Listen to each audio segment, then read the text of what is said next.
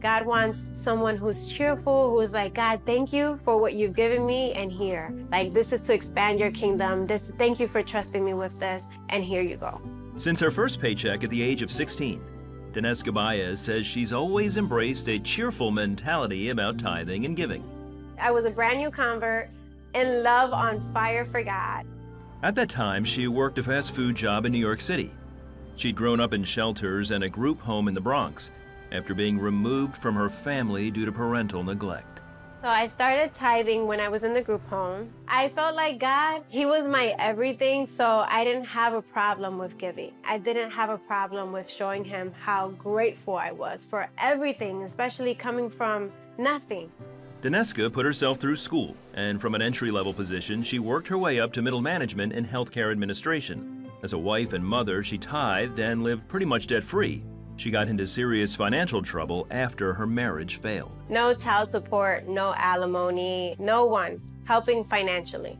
I had to figure it out. My income was half of what all of my bills were. Christian friends babysat her 2 young children while she worked.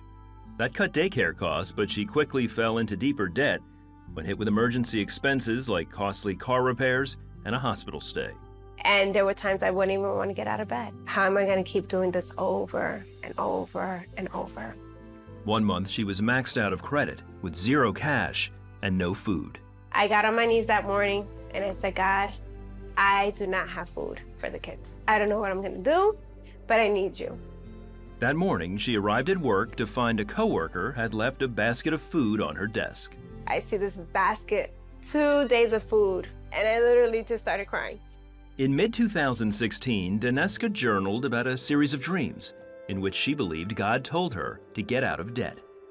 The first thing I did was I printed out my bank statements. Okay, what are my habits? And I just started highlighting and just seeing, okay, you should have never spent this. I was just very irresponsible. I wouldn't budget the right way.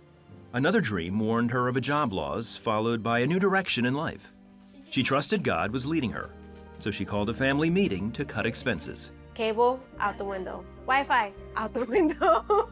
Like, cut my phone bill from like $130 to $35 a month. They cut coupons and ate meals at home. One item that remained in the family budget was tithing and giving. That was like the first thing I gave. It was like no questions asked. I knew that was my principle. Like, I'm gonna still be debt free. I know I'm gonna have extra money now, but I'm still gonna give to you, God. After only 16 months, Dineska paid off over $38,000 of debt. In 16 months. 16 months. Yeah. And when I told the kids, it was even better. What they said was, you don't owe anyone anything. Dineska was also able to save several months of her salary as an emergency fund. A month later, her boss told her that due to corporate reorganization, her position had been cut. So I was just like, okay, Lord, you got me, and I don't know what you're gonna do next, but I trust you. Dineska immediately found 2 part-time jobs in Christian ministry. Within 9 months, she was hired full-time for her dream job in a respected worldwide Christian organization. I believe that it was His faithfulness tied with my obedience, with the tithing and the giving.